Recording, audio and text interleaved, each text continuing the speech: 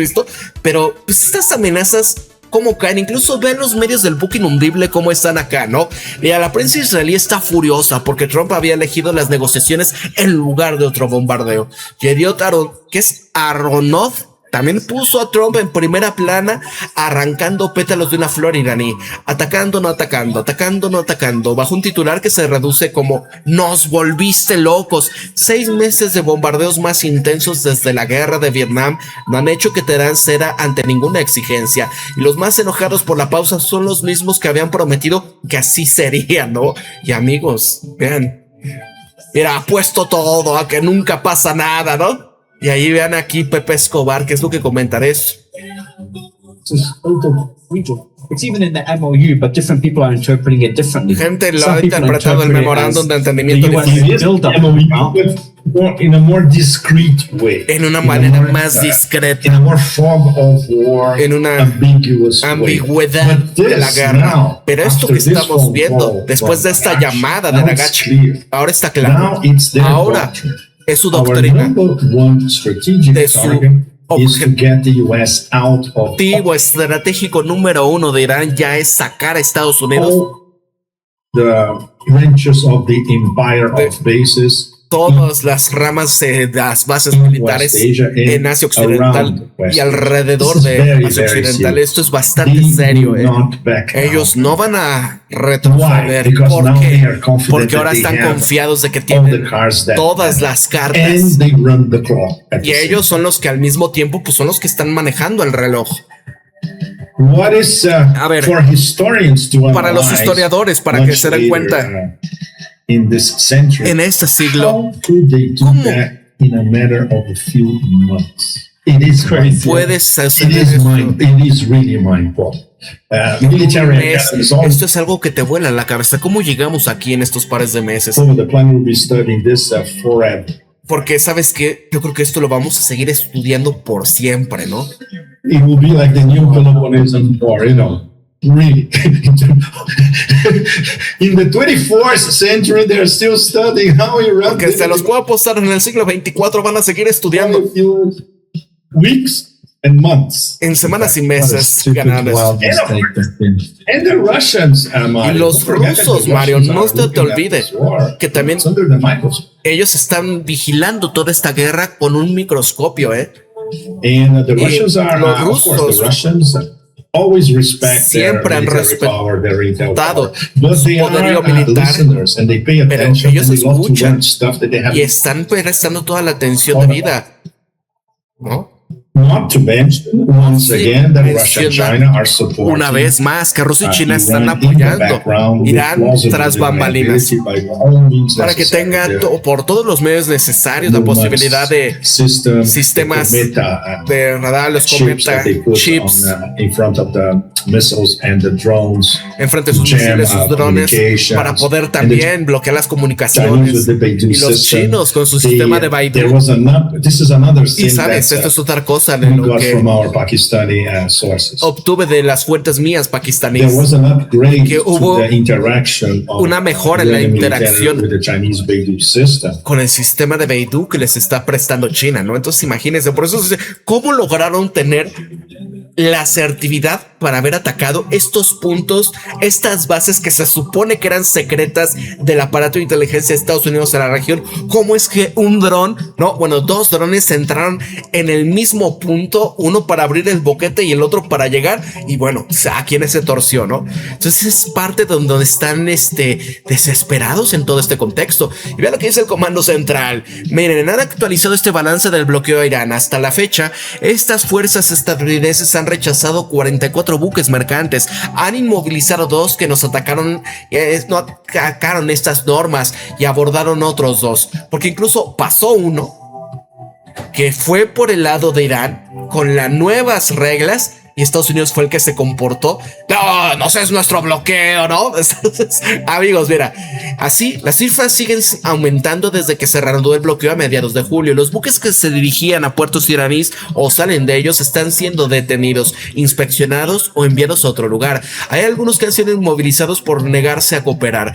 Cada abordaje o inmovilizado de un buque va aumentando el riesgo de la escalada. Las respuestas habituales de Irán incluyen hostigar a los petroleros, realizando ataques indirectos o amenazando el estrecho de Hormuz. Este bloqueo está funcionando según lo previsto y el margen de error es cada vez menor, se está comentando. Y aquí, ¿qué es lo que dice? Órale. Mossad Reza ha amenazado a las fuerzas estadounidenses por el bloqueo vigente. Advierte que Estados Unidos mantiene la presión y estos buques y tropas estadounidenses se van a enfrentar a graves riesgos y bajas. Asimismo, él ha afirmado que Irán jamás va a permitir un segundo corredor marítimo en el estrecho de Hormuz y ha exigido que Estados Unidos cambie su comportamiento o va a tener que atenerse a las consecuencias. Ven, incluso hay medios occidentales que están validando que Irán y Omán cobren ya a los buques el estrecho de Hormuz con tasas de prestación de servicios, al margen de la conversión de la ONU sobre el mar.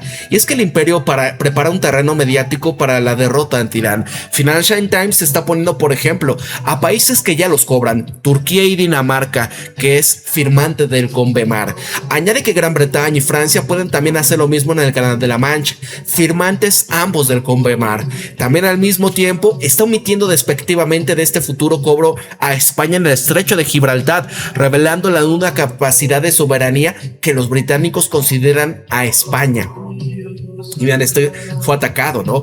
Mira, un buque de carga solicita ayuda por radio frente a las costas de Omán tras ser alcanzado en la ruta del estrecho de Hormuz. Esto está declarada zona restringida por Irán. El UMTO ha informado que un buque a 20 millas náuticas del noroeste de Al-Qashan en Omán había transitado por el canal 16 de VHF, que habría sido alcanzado por un proyectil. Esta posición es el carril sur que rodea la costa de Omán. Este corredor, respaldado por Estados Unidos y la Guardia Revolucionaria, han advertido de ataques que no utilicen sin permiso iraní, ¿no? Y Estados Unidos dice: vayan, ya está abierto, ya es seguro, cualquier cosa los cubrimos, los respaldamos. Y al final, ¿qué pasa?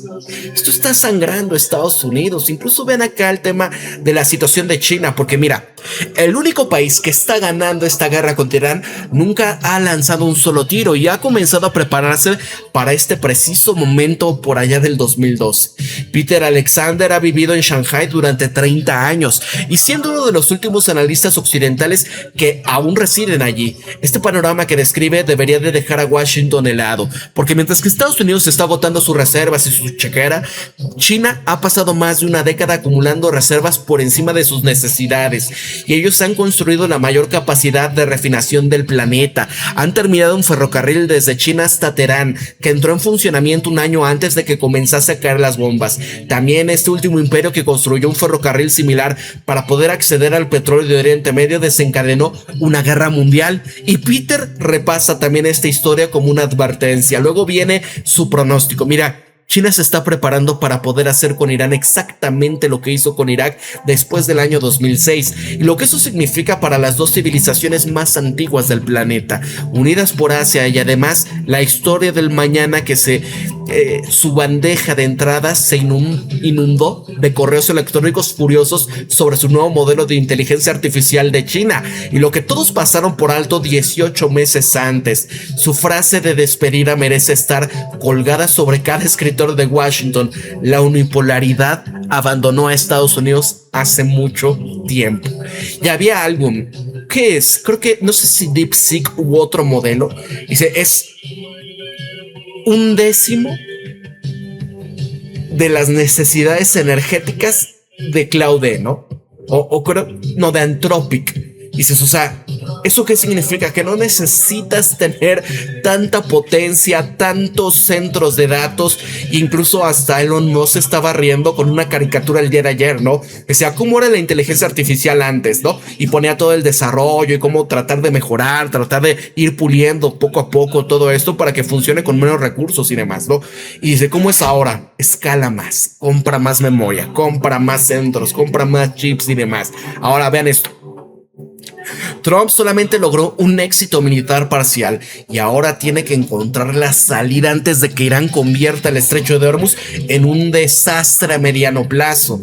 Este ex boina verde y analista político Nick Freitas también apoya esta acción militar para impedir que Irán adquiera un arma nuclear, pero él cree que la reciente campaña causó un daño real. La armada convencional de Irán se ha degradado gravemente. Su programa de misiles balísticos sufrió significativos golpes. La red de aliados se debilitaba, pero nada de esto resolvió el problema ahora más importante, y ese es el estrecho de Hormuz. Lo que él dice es que Irán solo necesita conservar suficientes misiles, drones y pequeñas embarcaciones para convencer al transporte marítimo comercial que el estrecho es demasiado peligroso. Esto le va a dar a Teherán la influencia de que Washington no ha eliminado. Él cree que el liderazgo iraní entiende algo que todos los principales adversarios de Estados Unidos ya han aprendido desde Vietnam. No es necesario derrotar al ejército estadounidense, solamente se tiene que resistir la política estadounidense, y eso lo que crea es un problema para Trump. Él cree que la administración ha logrado un éxito parcial en varios objetivos militares, pero es posible que no tenga tiempo suficiente para alcanzar todos antes de que la política interna dicte la política exterior, y por eso él cree que la salida de la crisis ahora tiene más sentido que perseguir objetivos que puedan tardar años en cumplirse. Y es que ya no le queda tiempo a Trump. O sea, ya se vienen midterms. Si el petróleo sigue subiendo, si ya no hay existencias para poder refinar este petróleo pesado y convertirlo en diésel, ¿qué va a pasar? En su opinión, Trump debería de reabrir el estrecho, bajar los precios de la energía y volver a centrarse en la prioridad nacional. Solo entonces abordar este desafío a largo plazo de contener a Irán sin quedar atrapado en otro conflicto interminable en Medio Oriente. Él no cree que el ejército estadounidense se haya debilitado repentinamente. Él lo que piensa es que el campo de batalla ya cambió. Un dron barato no necesita destruir un portaaviones, lo que necesita es amenazar un petrolero comercial, y esa es la simetría. Estados Unidos puede dominar el campo de batalla mientras que Irán aún influye en el resultado político. Es como, por ejemplo, un video de un dron FPV ucraniano, ¿no?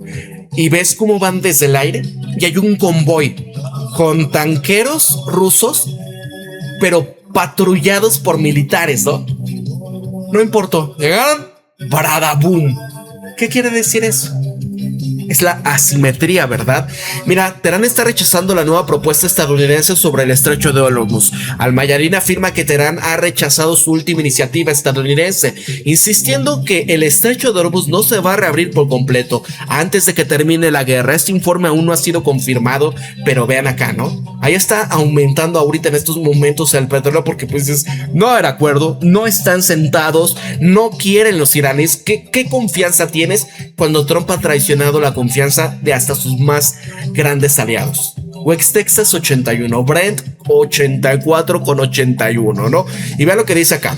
Erdogan ha llamado también al príncipe heredero saudita, mientras que la tensión en el Mar Rojo aumenta y el plan de Gaza se está enfrentando a la siguiente prueba. Y es que el presidente turco le decía a Mohammed bin Salman que Turquía lamentaba ataques contra Arabia Saudita, manteniendo su compromiso con una paz duradera.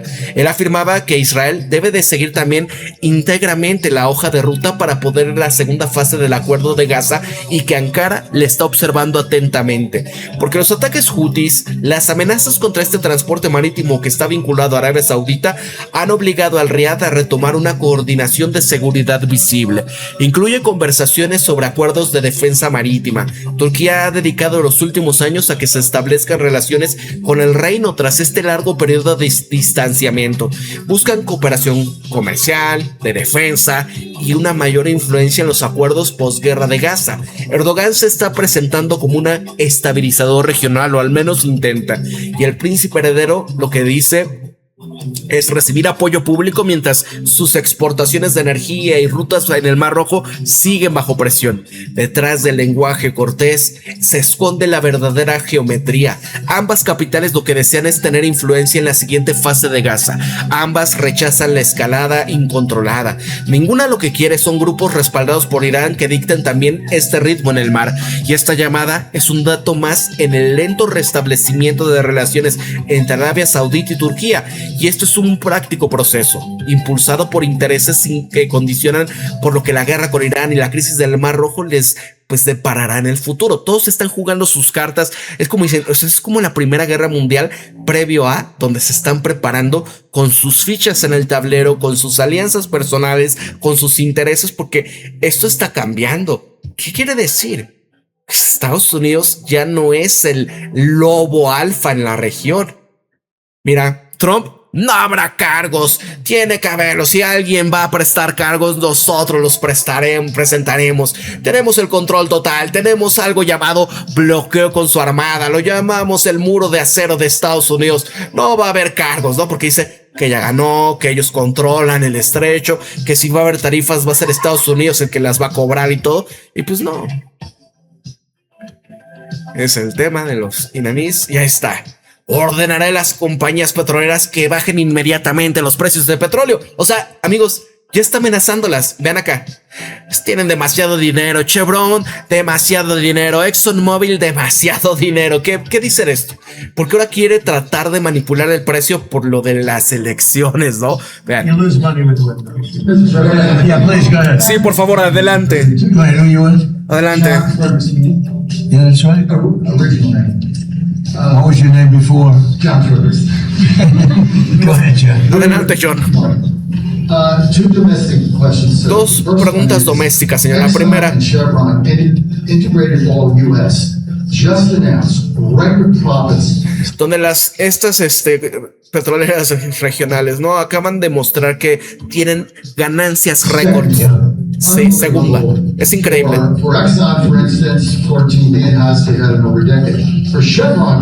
Para Exxon, que ha ganado más que en una década. Chevron, igual es los más altas utilidades de su historia. By 12 times.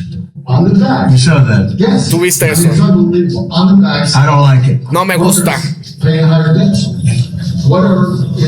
making too much money. Están haciendo mucho dinero. Basado en esta escasez, están haciendo mucho dinero. No me gusta. Y sabes que yo soy el último que debería de decirlo porque soy un fanático de la libre empresa. Los libertad de precios. Ajá. Y por eso pone aranceles, ¿no? Pero sabes, cuando terminemos con Irán vas a ver cómo los precios se van a ir hasta el piso. Y sabes, han hecho tanto dinero. Chevron, tanto dinero. ExxonMobil, demasiado dinero. Cuando ves una compañía que han hecho 12 veces lo que hacían antes, tienen que dar algo para la gente. Mejor deben de cortar el precio al consumidor. Mucho dinero. Así que lo voy a decir alto y claro. No estoy feliz por ello. ¿Qué pasa cuando empiezan los controles de precios de las empresas, amigos? Ahora a ver acá. Mis cifras reales en las encuestas, no las inventadas por los medios de comunicación de noticias falsas, son las mejores que jamás hayan sido. ¿Y cómo no iban a hacerlo con las mayores reducciones de impuestos, las cifras de empleo de la historia, la mayor inversión extranjera de Estados Unidos en la historia mundial, una frontera totalmente segura, una victoria gigantesca en Venezuela, la desnuclearización de Irán y respeto y éxito sin presentarse en todo el mundo y mucho más? No crean en estas cifras falsas de las encuestas de la izquierda radical. Son corruptos y deshonestos, igual que los demócratas que destruyen el país. Voten por los republicanos para la grandeza de Estados Unidos. Gracias por su atención en este asunto, ¿no? Y es que pues ya se le está cayendo, ven acá, ¿no? 32% estos datos, ¿no? Que ya empiezan a presentar Reuters, por ejemplo, ¿no? Mira, una nueva encuesta Reuters Ipsos ha mostrado 37% de los votantes registrados han opinado que los demócratas gestionan mejor la economía, también frente al 36% que opinan lo mismo que los republicanos. La aprobación de Trump ha caído del 37 al 35% el mes pasado, y en una encuesta genérica de la Cámara de Representantes, los demócratas lideran ya con 42% frente al 37%. Las elecciones de mitades de mandato se están poniendo mucho más interesantes, ¿no? Y vean lo que dice, por ejemplo, acá José Wisner, ¿no? 32%. Trump se está hundiendo en las encuestas y eso no le gusta menos que lo contemos los medios. Es el suelo que ha caído Donald Trump, el presidente más impopular de la historia de Estados Unidos en este punto de un segundo mandato. Solo hay uno peor, Richard Nixon.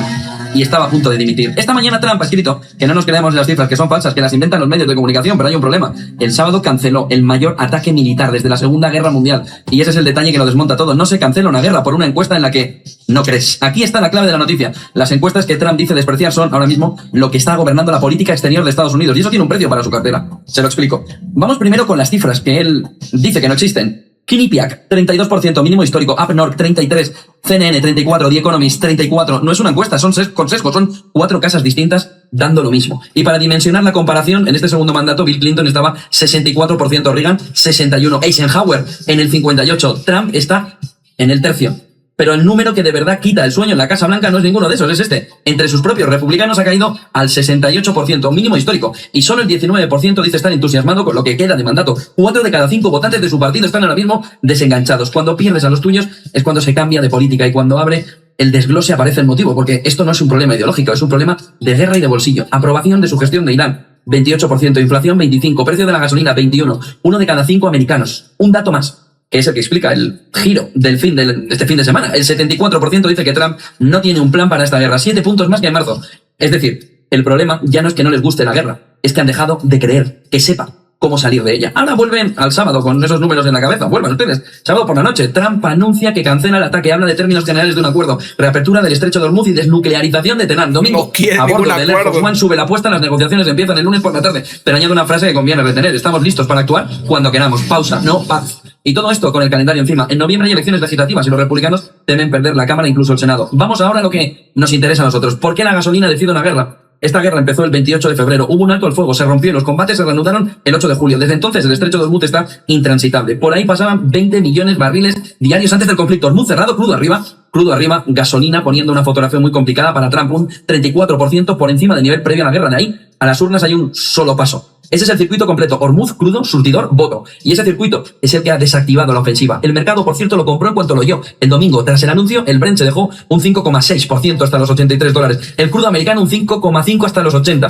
Un anuncio, 5,5 puntos. Y ahora, la parte donde no vamos a comprar titulares. Primero, esta es la 4ª vez que Trump pausa los ataques prometiendo diplomacia. El patrón amenaza. Cancelación, amenaza. Lleva 5 meses funcionando exactamente igual. Segundo, Irán ya ha desmentido que las conversaciones se reanuden. Sí, hay mediadores regionales pasándose mensajes, pero eso no es una mesa de negociación. Y tercero, la explicación alternativa. El sábado, el príncipe heredero Mohammed bin Salman trasladó a Trump su preocupación por un ataque a la infraestructura energética iraní. A Riad le aterra la represalia sobre sus propias instalaciones. Puede que no sean solo las encuestas, puede que sea también el Golfo. Probablemente sean las dos cosas. Conclusión operativa: mientras Hormuz siga cerrado, todo lo demás es ruido. La única variable que importa esta semana es si esa mesa del lunes existe de verdad o es otro comunicado. Y no hubo nada de eso, ¿no? Y ahí está, amigos, por eso está desesperado Donald Trump, ¿no? Y miren acá cómo le hace a los reporteros. Tú eres fake news, no me vuelvas a hablar. Eres uno de los peores en el negocio, ¿no? Ahí está. Mira, afirma que la prioridad inmediata con Irán es garantizar una reapertura total de Hormuz. Asimismo adelantaba que la segunda fase de negociaciones estarán centradas en la desnuclearización, y no se lleva a cabo. Claro que dice Larry Johnson, no se puede confiar en Estados Unidos en sus negociaciones por obvias razones, ya lo veíamos. Bien acá también ¿no? Mira, Washington controla el estrecho de Hormuz con un disparate, es un disparate eso, ¿no? Mira, Qatar, Pakistán siguen siendo los intermediarios clave de Estados Unidos e Irán, sin que estén llevándose a cabo negociaciones directas. Él sostiene también que Teherán no tiene prisa por llegar a un acuerdo. Pues ¿cómo vas a acordar con Donald Trump si lo único que busca qué es? Y esto fue duro lo que decía Robert Pape, ¿no? Mira, este profesor Robert Pape decía que los repetidos retrocesos de Trump con Irán no son señales de paz. Lo que está mostrando es que Washington se está quedando sin jugadas, y cada vez que Trump está retrocediendo de atacar Irán, los mercados van respirando aliviados y los titulares declaran que las tensiones están disminuyendo. Y el profesor Pape dice que esa es una conclusión equivocada. Su visión es que Estados Unidos está atrapado en dos opciones que no quiere: o aceptas el creciente poder de maniobra de Irán sobre el estrecho de Hormuz, o escalas hacia un conflicto sin un final claro. Ninguna es políticamente atractiva, así que Washington duda. Pape argumenta que el verdadero riesgo es la escalada lenta y constante, donde los precios del petróleo van a ir aumentando en represalias, donde la presión económica y política interna gradualmente van a dejar a Trump con menos y menos alternativas, donde su advertencia más amplia es que aún más significativa esto es más que solamente una crisis sobre Irán, es una señal de que la era unipolar posterior a 1991 se está desvaneciendo. Y mientras que Irán continúa expandiendo su influencia regional, la conclusión es muy simple. Tú no puedes confundir la duda con paz. A veces la parálisis es solamente un conflicto esperado en el próximo detonante, ¿no? ¿Qué es la parálisis estratégica? Creo que él decía, ¿no? A ver si está.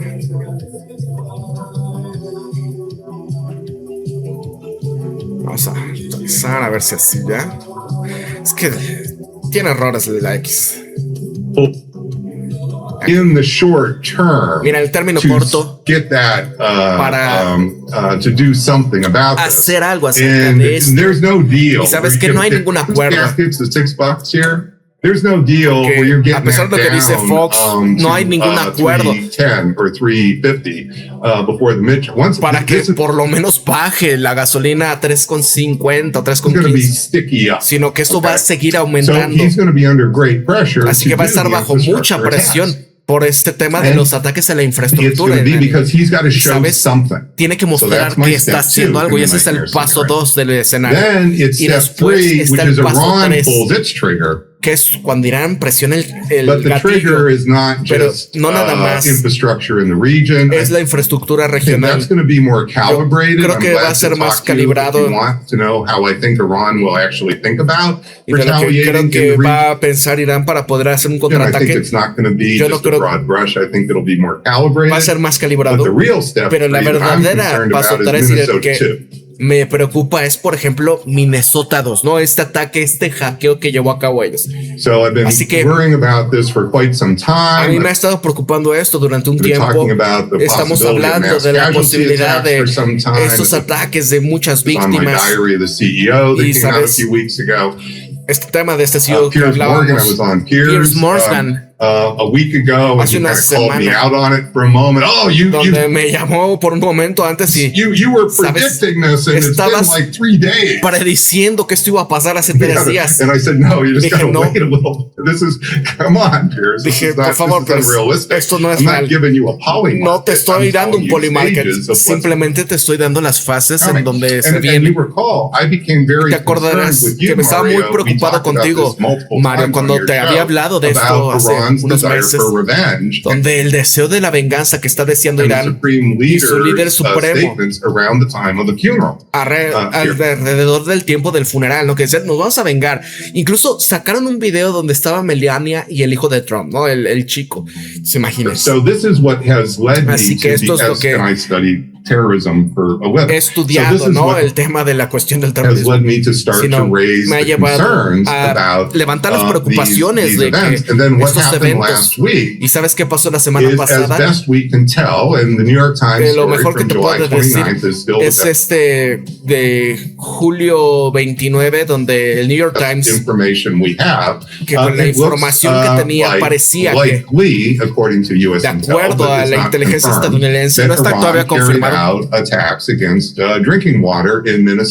que Irán fue el que llevó a cabo estos ataques a la infraestructura de agua potable en Minnesota y en otras partes en Estados Unidos. Y sabes, esto es algo de lo que puede pasar en el futuro, ¿no?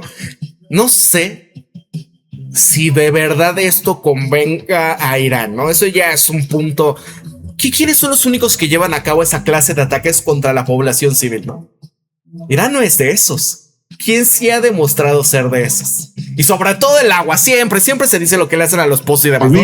Bueno, y también lo que hemos estado viendo, estos ciberproblemas con Irán, también con Rusia, también con China y también con Corea del Norte.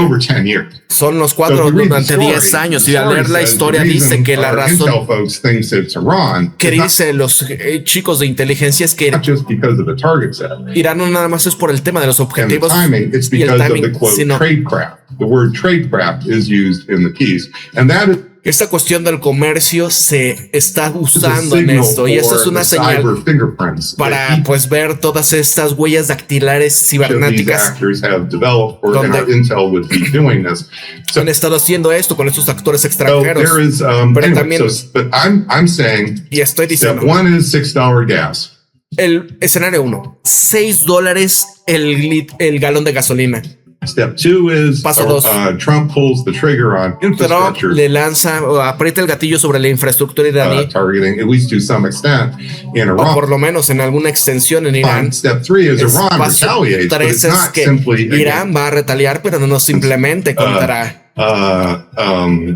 the region la and región troops in the region, y tropas en la región, Minnesota. sino Minnesota. Now, ahora you've really got the possibility for podemos ver la posibilidad de estas operaciones terrestres sobre Irán. Y esto es, ¿se imaginan esto, amigos? Llegado el y digo hipotético, ¿no? Pero eso es lo que dice el profesor Pape. O sea, que al final, pues ya, o sea, maestro, te vamos a sacar completamente los videos, las fotografías, donde el tema del pantano con Puba y demás, y tienes que hacerlo, ¿no? Ustedes lo han visto, o sea, no escucha a nadie. Todo es, incluso la mayor, cuando ante sus votantes y todo le decía, ¿qué piensa del pueblo estadounidense, del ciudadano común, o sea, de sus finanzas, por todo esto de la guerra, el combustible y demás? No me interesa para nada, no pienso en ello, solamente que Irán no tenga un arma nuclear, es lo único que le importa, ¿no? Es decir, pues lo que le dice Bibi. Because you're going to get lo que vas a obtener si este escenario, que yo lo llamo mi escenario de pesadilla, lo que la gente asume es el público. And I don't even mean a majority of the public. I can define this even more. No digo que la mayoría de la gente is never going to think nunca va a pensar acerca supporting heavier escalation against Iran. De apoyar una escalada total contra Irán. Here. Now, I don't think you're going to get the Democrats to flip. Que vayamos a tener a los demócratas que... In fact, I think what you'll end up with is a hardening of the line. No, lo que vamos a tener es un endurecimiento de las líneas y donde vamos a tener no nada más support for the war by the 33 or so % of the public who support the war, who are MAGA. No, a esos 33% que todavía apoyan a Donald Trump, me refiero a los MAGA que apoyan la guerra. Shoot up rather dramatically in terms of intensity. I don't mean creo que va a subir en términos de intensidad. Quantity. And I think this is the nightmare scenario, es el escenario de pesadilla is just not being discussed. Que no se está discutiendo, así que asumimos de que todas estas cosas jamás se van a mover, como mucha gente asume de que en marzo, abril, que eran simplemente querían la paz, no querían venganza. Y lo sé porque yo lo estaba explicando, no quieren la venganza. Ellos quieren terminar la guerra. Esta cosa de venganza que le preocupa, no. Y la política tiene un lugar importante y se mueve en una guerra donde la política, por lo general, hace la escalada más posible, no menos. Entonces, imagínense, amigos. Son los puntos importantes. Mira, afirma que el verdadero peligro que siente reside en el vacío de poder que va emergiendo en Oriente Medio. Es lo que les decía también, ¿no? O sea, ustedes lo están viendo. De repente en Irak, ahora que se retira, que Estados Unidos, que estas baterías Patriot y demás, ¿qué grupos hay por allá? ¿Quién está dando los Lucas, que son estos clones del Saheb iraní, ¿no? Estados Unidos. Con el dinero, obviamente, de Arabia Saudita y algunos otros. Pero la cosa es que este vacío de poder y demás que va a empezar a salir. Mira, los recientes ataques, la actividad de grupos interpuestos no deben de interpretarse únicamente como una señal coordinada de Irán. En cambio, sostiene que forman parte de una pugna regional más amplia. Y a medida que se debilite el dominio estadounidense, según Pape, cuando una potencia dominante se retira, otros estados y grupos armados van ocupando su lugar, lo que aumenta el riesgo de una escalada horizontal en múltiples frentes, en lugar de una guerra directa entre Estados Unidos e Irán. Cuando una potencia preeminente inclina, se produce un vacío de poder, y los vacíos de poder no permanecen estáticos, ¿no? Ustedes veían ahí a Turquía, Arabia Saudita, como que limando asperezas, pero precisamente para poder reposicionarse cuando sea necesario, ¿no? Y obviamente saben que el buque se los quiere torcer.